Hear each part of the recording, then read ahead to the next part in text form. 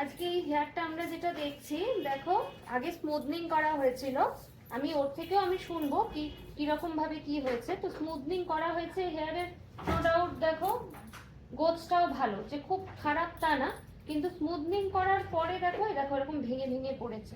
এই যে তোমরা কতটা দেখতে, এই দেখো এই গোছা গোছা চুল এরকম ভাবে ভেঙে ভেঙে ভেঙে ভেঙে পড়ে গেছে মাঝখান থেকে। এই যে, তো এই সমস্যাটা যে কেন হচ্ছে আমি জানি না, ওভার প্রসেসের জন্য হয় এটা। তো এই হেয়ারে আজকে আমরা করব ন্যানোপ্লাস্টিয়া, কারণ এই যে যে জায়গাগুলো ভেঙে ভেঙে পড়ে যাচ্ছে সেগুলোকে রিপেয়ার করা দরকার। এগুলো দেখো দুমুখও বেরিয়ে গেছে, স্প্লিট এন্ড হেয়ারও হয়ে গেছে। তো এগুলো সামান্য একটু আমাকে ট্রিম করতে হবে, আর এই হেয়ারে আমি ন্যানোপ্লাস্টিয়া করব, তাতে একটা ফ্ল্যাট লুকসও পাবে, ম্যানেজেবল লুকসও পাবে। আর এই যে এইগুলো পুরো যে ভেঙে ভেঙে পড়েছে বা ড্রাই ড্যামেজ হয়ে গেছে, এটাকে পুরোটাকেই আমরা রিপেয়ার করব। এবার আমি একটু সামনে, কতদিন আগে করেছিলে, কি হয়েছিল? আমি মোটামুটি 1 বছর আগে করেছি স্মুথনিং। তো প্রথমে করার পরে লুকসটা একদম ঠিকঠাকই ছিল, স্মুথ যেরকম থাকে, কিন্তু মোটামুটি 6 মাস যাওয়ার পর থেকেই চুলটা আস্তে আস্তে পড়া শুরু হলো। তারপরে ইদানিং মোটামুটি 2 মাস ধরে দেখছি মাঝখান থেকে ভেঙে ভেঙে কিছু কিছু জায়গা থেকে, সব চুল নয়, কিছু কিছু জায়গা থেকে ভেঙে ভেঙে পড়ছে জিনিসটা। আর বাড়িতে কি ইউজ করেছো? আমি বাড়িতে আমাকে যে শ্যাম্পুটা সাজেস্ট করেছিল লরিয়ালের, আমি সেই শ্যাম্পুটাই ইউজ করতাম। শ্যাম্পু মাস্ক যেরকম ভাবে বলেছিল সেরকম ভাবে ইউজ করতাম। আর ট্রিটমেন্ট কিছু নিয়েছিল মাঝখানে? না, মাঝখানে কোনো ট্রিটমেন্ট, হ্যাঁ স্পা করেছিলাম, দুবার আমি মাঝখানে স্পা করেছিলাম। স্পা করার পরে চুলটা একটু ঠিক লাগছিল, আবার নর্মাল যেরকম ছিল সেরকম রাফ একটা ব্যাপার, আর এরকম ভেঙে ভেঙে পড়ছে।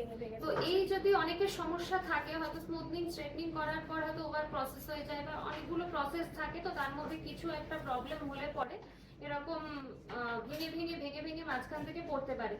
তখন এই হেয়ার গুলোর মধ্যে একমাত্র যদি স্ট্রেট লুকস চাও, ম্যানেজেবল লুকস চাও, তাহলে তুমি ন্যানোপ্লাস্টিয়া করতে পারো। আর যদি কেউ মনে করে না আমি আর ফ্ল্যাট লুকস চাই না, তখন কেরাটিনেও তোমরা আসতে পারো। তাতে কি হবে, এগুলো সব আস্তে আস্তে রিপেয়ার হয়ে যাবে। কালকের হেয়ারটা দেখিয়েছিলাম যে ব্রেকেজ হচ্ছিল, তো সেই জায়গা থেকে দেখো আজকে একটু এটা আসতে পারবে, আজকে দেখো রেজাল্ট দেখো। 2 দিন সময় লেগেছে ন্যানোপ্লাস্টিয়া করতে, ট্রিটমেন্টটা 2 দিন সময় লাগে। তো এই দেখো রেজাল্ট, আমি নিচ থেকেও দেখাবো একটুখানি। এই দেখো নিচের দিকগুলো। এবার যদি ও বাড়িতে ঠিকঠাক মেনটেন করে, শ্যাম্পু কন্ডিশনার সেরাম ঠিকঠাক মেনটেন করলে হেয়ারটা অ্যাজ ইট ইজ এরকমই থাকবে, বা এর থেকে আরো বেটার হয়ে যাবে, মানে শাইনি সিল্কি আরো সিল্ক হয়ে যাবে হেয়ারটা। আজকে যা দেখা যাচ্ছে এর থেকেও হেলদি আস্তে আস্তে হবে আরো, যখন ও শ্যাম্পু কন্ডিশনার সেরামটা ঠিকঠাক ইউজ করবে, নিজেই বুঝতে পারবে।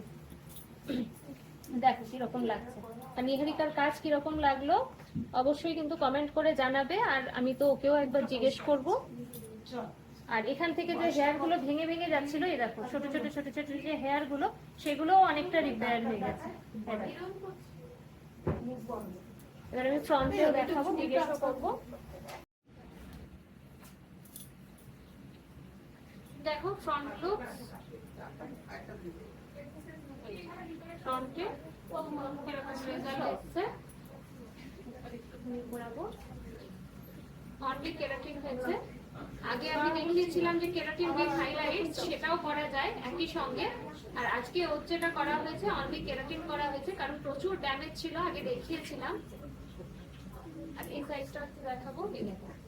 আর ওকেও একবার বলবো হাত দিয়ে একটু দেখো কিরকম লাগছে, তুমি একটু হাত দাও দিয়ে একটু দেখো কিরকম লাগছে। ঠিক আছে, একটা স্ট্রেট লুকস আছে, স্মুথও হয়েছে অনেকটা টেক্সচার, দেখতে লাগছে। আর একটা ও তোমার কিরকম লাগলো বলো? খুব ভালো লেগেছে, সার্ভিস সবার ব্যবহারও খুব ভালো। আর আমার মানে কনসার্ন বেসিক্যালি ছিল যে আমার চুলটা যেরকম রাফ হয়ে গেছে বা ব্রেকেজটা হচ্ছে, তো এখন দেখে অনেকটা নিজেরই ভালো লাগছে যে অনেকটা বেটার কন্ডিশনে চলে এসছে এখন। তো থ্যাংক ইউ নিহারিকা।